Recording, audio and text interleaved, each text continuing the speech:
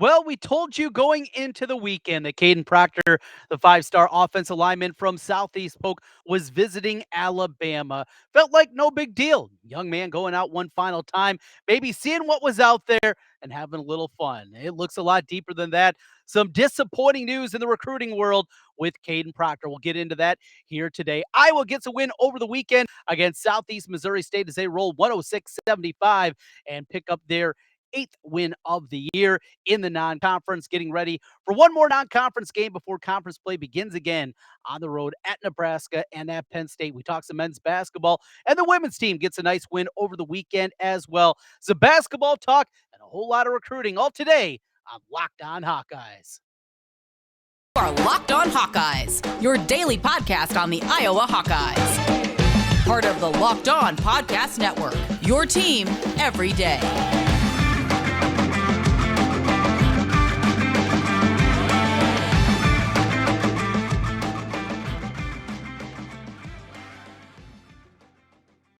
Well, hello and welcome in. This is the Locked On Hawkeyes podcast. Thanks for making Locked On Hawkeyes your first listen each and every day. Your team every day. We have you covered here on the Hawkeye front. And today's episode is brought to you by LinkedIn Jobs. LinkedIn Jobs helps you find the qualified candidates you want to talk to faster. Post your job for free at linkedin.com/lockedoncollege. That's linkedin.com/lockedoncollege to post your job for free.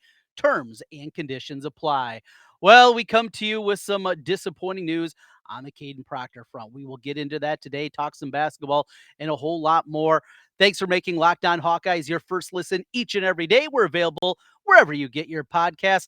Give us a 5-star rating while you're there. And if you're on YouTube and see me hang out here in the man cave today, make sure to hit that rating and subscribe. Helps us get in front of more Hawkeye fans. Well, let's get into it here today. And as I talked to you on Friday, if you heard the show, the news was out there that Kadyn Proctor was taking yet another visit. So Kadyn Proctor, if you are not big into the recruiting world, 5-star offensive lineman, Southeast Polk kid, had an offer from Michigan before he ever played a varsity down. I mean, he's been a big time prospect for a very long time and has been committed to the Hawkeyes now for 6 months. Now, NIL opportunities were out there when he first committed, when he made that commitment. It's a non-binding agreement. It is basically a placeholder.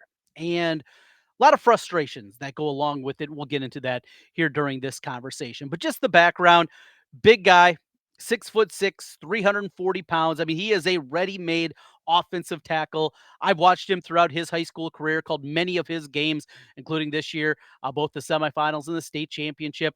Probably all told, I probably called 10, 12 of his games during his high school career at Southeast Polk. He is an immediate starter. He is the upgrade that they need at the offensive tackle spot, be it left guard or left tackle or right tackle. He was going to be a guy that is an instant starter. He is also coming in for spring, get acclimated, and he's going to be ready to go. So during those state championships up in the Unidome, the rumblings were going on up in the dome, up in the press box that he was maybe taking a visit coming up that weekend. Now, at that time, didn't know that it was Oregon, just knew that it was a possibility. And he left that Saturday, went to Oregon, took a visit out there, came as a surprise to the Iowa staff. Now, remember in the past, when a player that was committed to Iowa would take an official visit somewhere else, I would move on. Well, in today's day and age, you just can't afford to do that. And this is one area that Kirk Ferentz has been willing to adapt. He understands the reality of the situation and the reality of the prospect that it is. This guy is an instant starter. He's a 3-year starter, and then he's off to the NFL. When a guy like that is in your back pocket, you absolutely bend the rules that you maybe had in the past for a prospect like this. And they did that. Now, again, that Oregon visit was a surprise to the Iowa coaches. Though there have been rumblings, there have been talk, the Iowa coaches did not know on Saturday that he was going to Oregon. They didn't find out, in fact, until he got there, that he was taking that official visit. They stuck with him.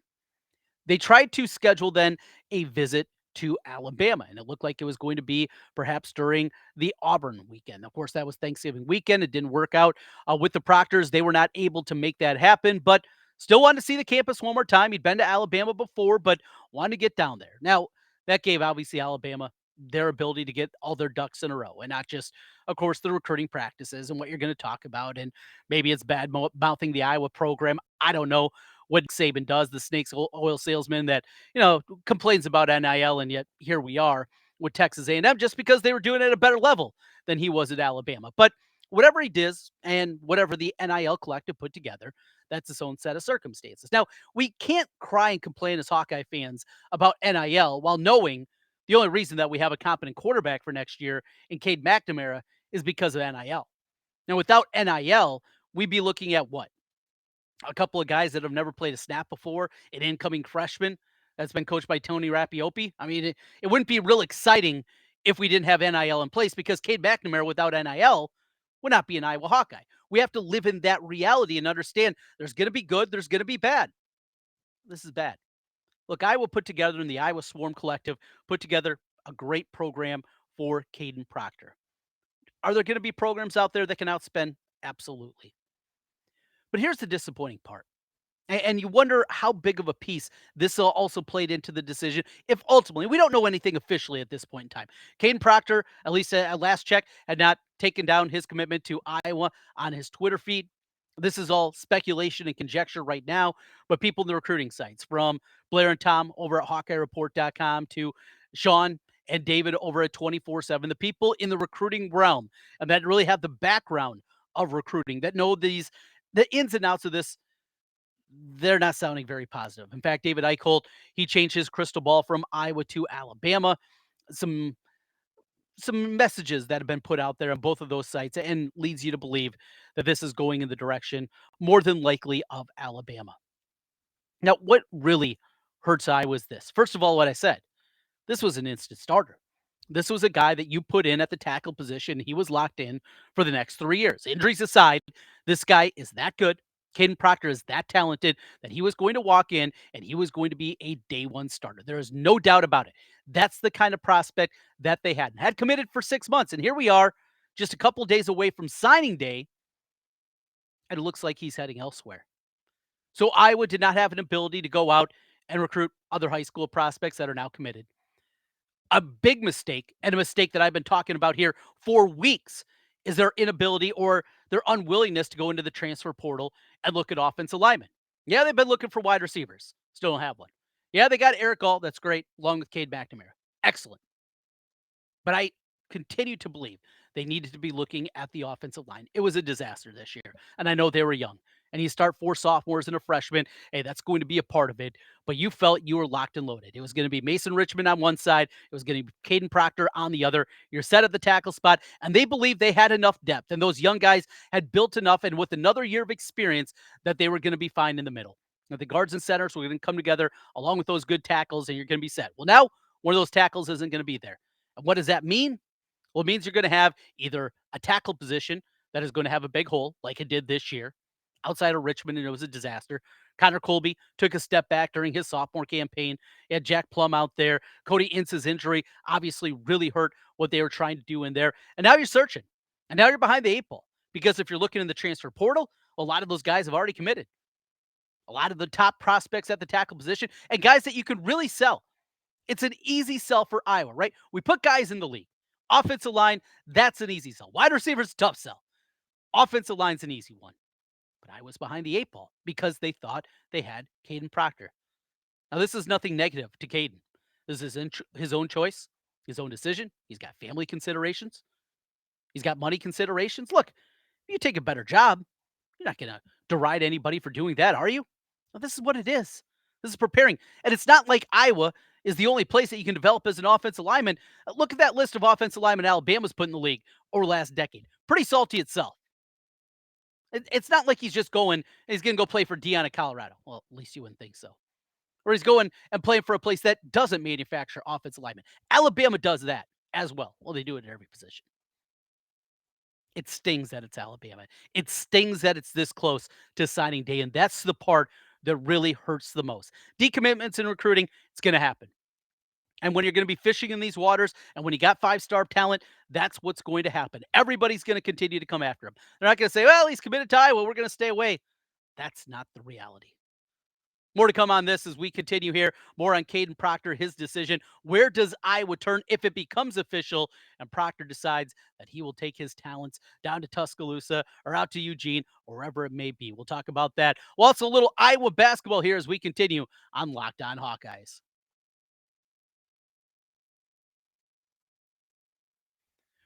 These days, every potential hire can feel like a high stakes wager for your small business. You want to be 100% certain you have the access to the best qualified candidates available.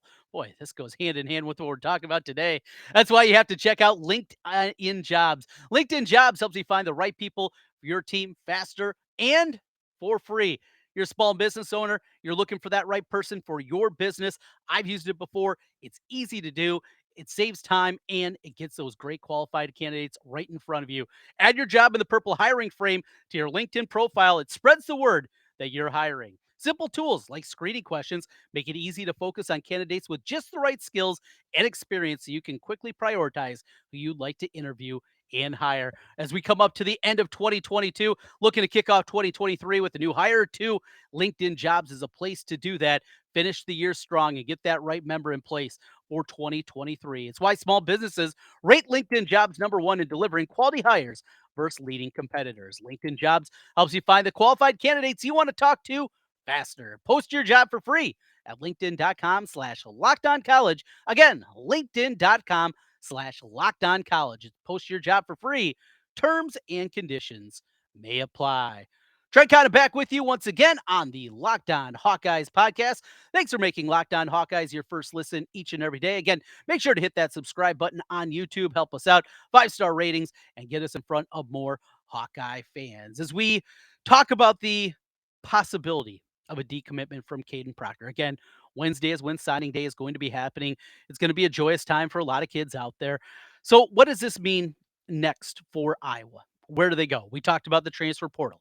And now you got to be fishing. I mean, you got to go out there and you have to really look around and see what you can do in order to bring in some qualified guys for next season, ready-made guys, portal guys that are going to be starters from day one. That's the reality of where Iowa is right now. Just because we saw how poor that offensive line was, yeah, they got more experience. Yes, you anticipate they're going to take a step forward and they're going to be better, but you have to certainly go that route. So you look at a couple other things here. And it's actually something that I had on my list that we were going to get to at some point. In fact, I was going to talk about it on Wednesday after commitment day when it felt like, well, they were going to have the commitment from Kadyn Proctor. Again, still no decommitment. Don't go, but there's more than just a brush fryer right now about this. And in fact, as you be listening here this morning, very well could be that we have some official news. But the second highest ranked guy for Iowa this year from rivals is another offensive tackle, and Trevor Locke. Now, Trevor Locke over the weekend on Friday, in fact,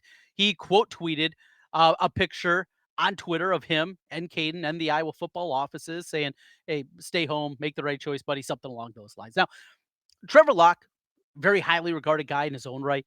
This is a guy that had big time offers. He's from Indianapolis. He was a 4-star, 6'6", 287 pounds. So he's big. He's not Kadyn Proctor big, but he's a big guy. Probably got work to do. Still, this is a rivals top 250 player nationally. 21st best tackle in the country regardless. He had offers from some big time programs as well. He had some Big Ten brethren in Illinois and Indiana, Kansas, Kentucky were involved, Louisville, Michigan, Michigan State, Ohio State. You're beating out those programs for an offensive lineman. I mean, you feel like you're in pretty good shape, right? If that happens. I don't know if Trevor Locke is going to be ready to go right away, if he's that kind of player, but at least you be hopeful, right? And they're going to need bodies. Another one that I saw in your comments on YouTube, I always appreciate those and read through each and every one of them, the positives and the negatives. Yeah, we saw them both over there. And a question that I had, it was about David Cobb. So if you remember a couple years back, David Cobb came in as the most highly decorated of the offensive linemen. We saw Connor Colby play as a true freshman. We saw Mason Richmond play as a redshirt freshman that year. And David Goff was a guy that had those big time offers. He had Notre Dame and Michigan and Ohio State all offer him, not interest, offer from all of those programs. He chose the Hawkeyes.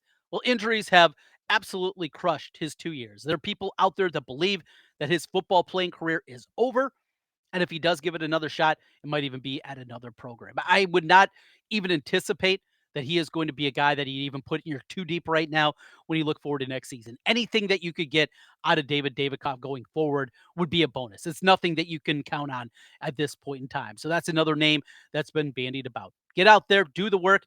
Hey, it stinks. For the Iowa coaching staff right now, it's not a fun time. But another question that you have to have a question that you have to have about the way that Kirk Ferentz did this after you come off this absolutely wretched season offensively. You have the 130th ranked offense in the country after being ranked in the hundreds a year ago. You doubled down on yourself. You came up bankrupt. And now the question becomes, if Kirk Ferentz would have done something, and we continue to hear, they're going to wait until after the bowl game, right? We see that. And you look around college football and everybody's making moves, and there's Iowa. No, we don't fire guys in season. We don't do that. And our season goes all the way through December 31st. And because of that, we're just going to wait and see. Did that inability to go out and actually do something, to make a difficult move, be it getting rid of Brian, demoting him, going out and actually hiring a competent offensive coordinator, did that play any kind of role in the recruitment of Kadyn Proctor? Because when he went to a visit to Oregon, when he was down at Alabama this weekend, that at least had to be part of the conversation, right? You're going to go play for this? You're going to play in this offensive system? Is this going to showcase your talents at the best level, running an antiquated college system that doesn't work anymore? Yeah, it worked in 2002. We talked about that last week. Iowa, yes, back in 2002, had a top 15 offense in college football, total yardage-wise. Even the pace they played at, I understand. It was a different era of football. It was a different era of college football and the way things were run. But that happened in the Kirk Ferentz era. Yes, they had an offense that good. Well, it took a once-in-a-generation offensive line to get there. It took some great skilled position and a quarterback that was elite that season. It did everything at an incredibly high level. Well, it had to have all those parts working together. Now, that was 20 years ago. College football has changed. Has Kirk Ferentz changed enough with it? Well, certainly offensively, that remains a big question. Those are conversations that absolutely happen. And that's where we are. Look, it stinks.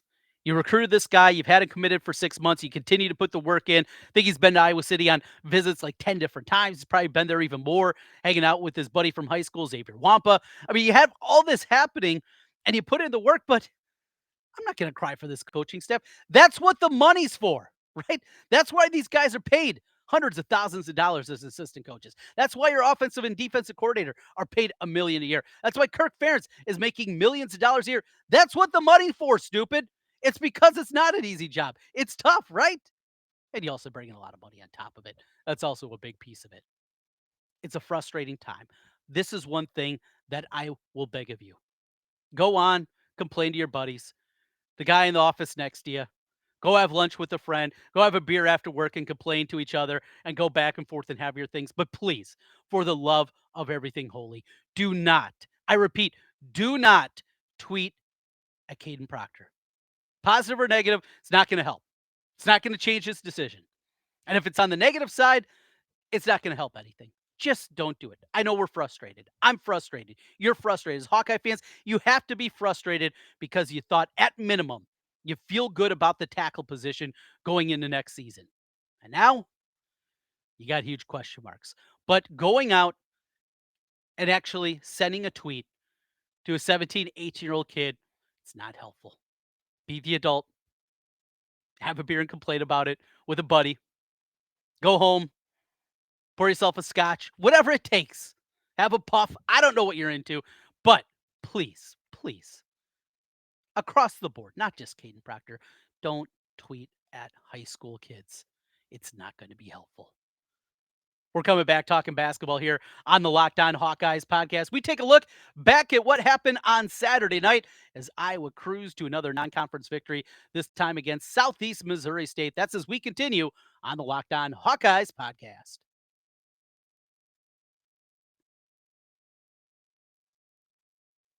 BetOnline, your number one source for sports betting information, stats, news, and analysis. Get the latest odds and trends for every professional and amateur league out there.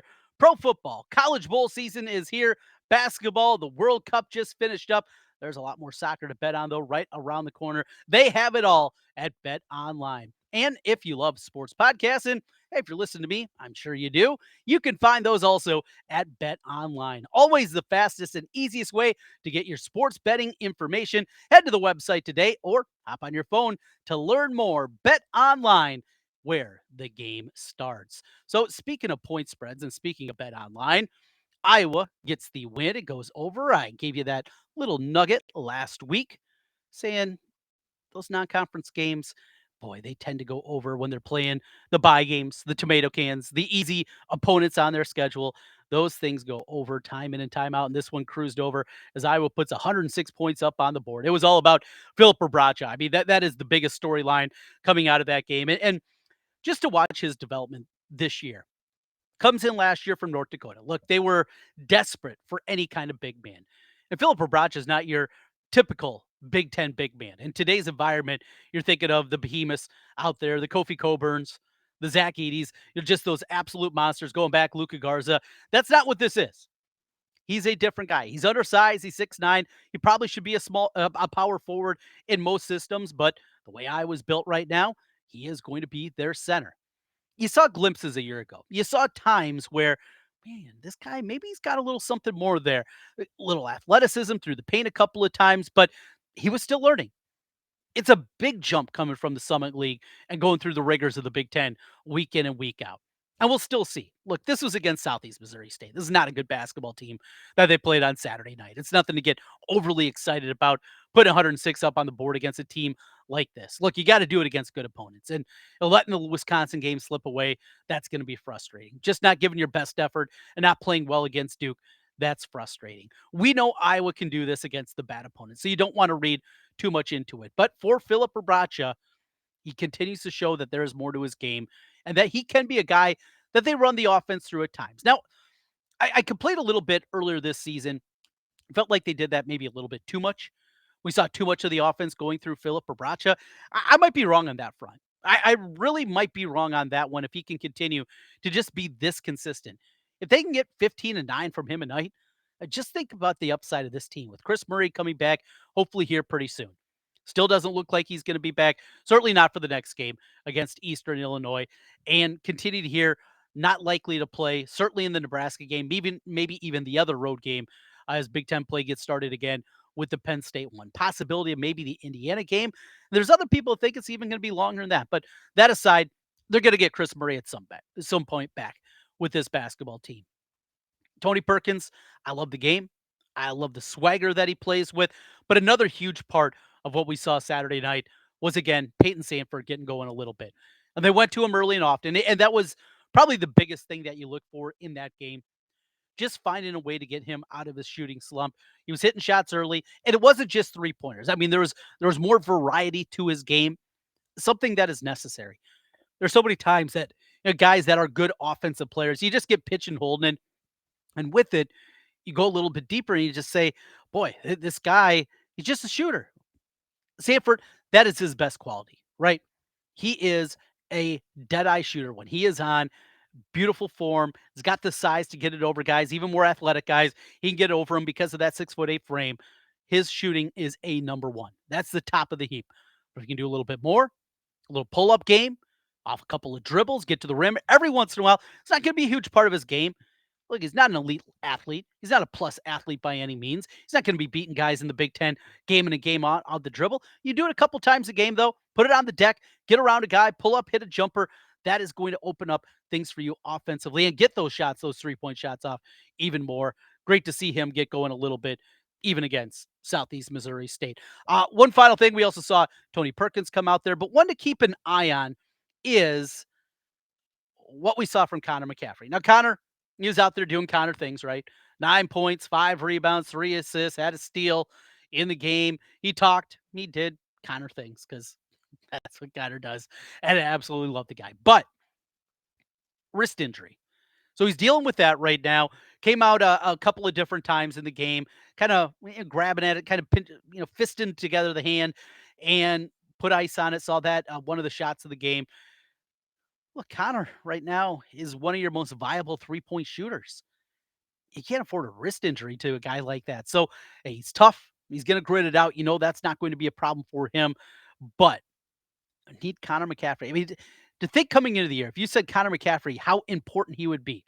We just thought he was going to be a piece, right? Hey, nice to have the veteran out there. He'll settle things down. He'll do what Connor does.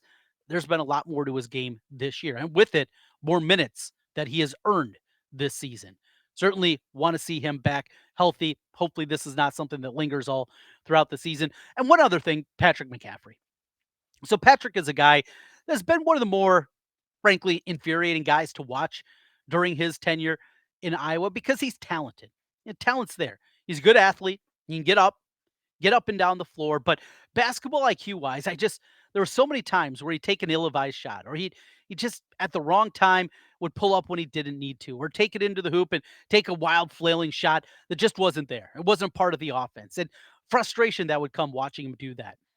Feels like he's playing more inside of himself now, not forcing things too much, not taking those ill-advised shots at the same level. Again, consistency. That's what we're looking for here. You get consistency out of Bracha every single night. He's able to bring it. You get that out of Patrick. Connor doing his thing. You know what you're going to get in the backcourt, certainly defensively, out of Perkins and Ulis. You get Chris Murray back, and suddenly we really got something here.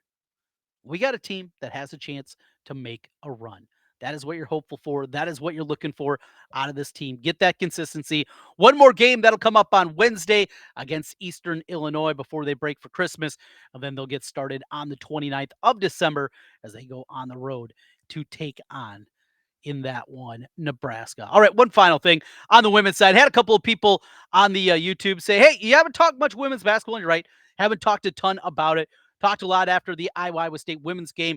Fun game that was as Iowa got it done again in Carver. Another fun one on Sunday as they run past UNI 88-74. Caitlin Clark doing her thing. She had another big performance. This game was a BTN Plus game, so didn't get to see all of it. Look, it's so difficult. DVR, I'm old.